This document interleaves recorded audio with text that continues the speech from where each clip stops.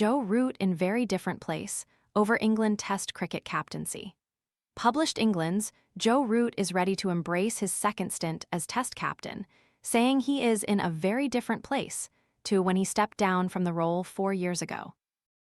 First appointed captain in 2017, Root led England in a record 64 tests and oversaw a record 28 wins as skipper, before stepping down in April 2022 following a 10-wicket defeat by West Indies.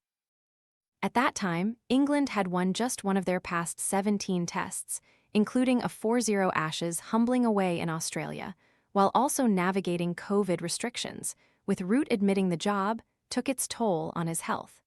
It had become a very unhealthy relationship, the captaincy and me. I couldn't leave it at the ground anymore, it was coming home, Root said in June 2022. Tired of spending forever chopping vegetables? This all-in-one prep tool dices and spiralizes ingredients directly into a handy container, helping make salads, sides, and meal prep faster and less messy.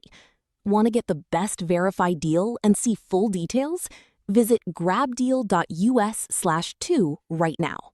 As soon as I made the decision, I knew it was the right thing to do. I felt like a big weight had been lifted.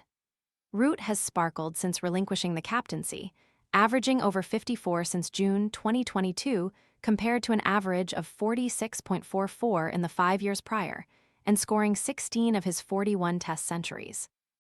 However, he told BBC Sport he had no doubts when he was offered the opportunity to return to the role by incoming head coach Stephen Fleming. Adding the New Zealander's appointment was a big factor in his decision. Sheffield-born Root, 35, will begin his second stint as full-time captain against Pakistan at Headingley on 19 August, with Fleming joining up with the team ahead of December's tour of South Africa.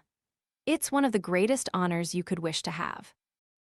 I'm very excited by it, Root, who filled the role on an interim basis in June, when then Captain Ben Stokes missed the second test against New Zealand following an incident at a nightclub, told BBC Sport. I'm in a very different place to the last time I did it with a team in a very different position. On Fleming, who, like Root, holds national records for matches and wins as Test captain, he added, I've admired him from afar, first as a player and recently as a coach. To get the chance to work together is going to be great fun.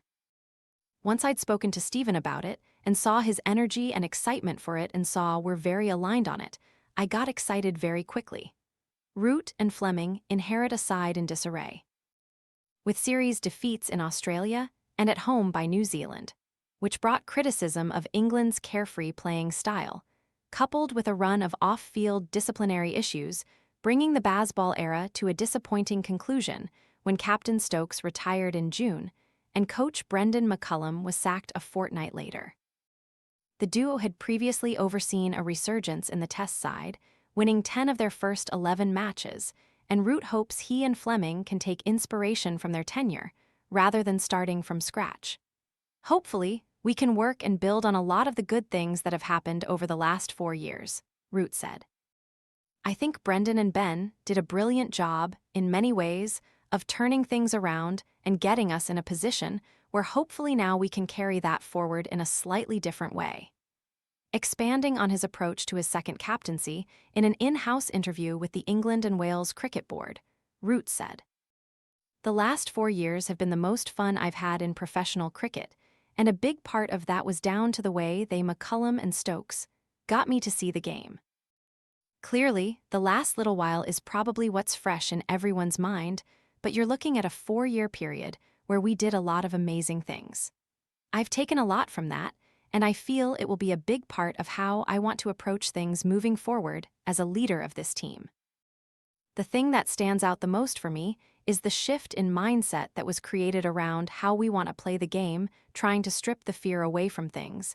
Make sure guys feel that they can really just allow their talent to come out as frequently as possible and in big moments in games. The more that can happen, the better.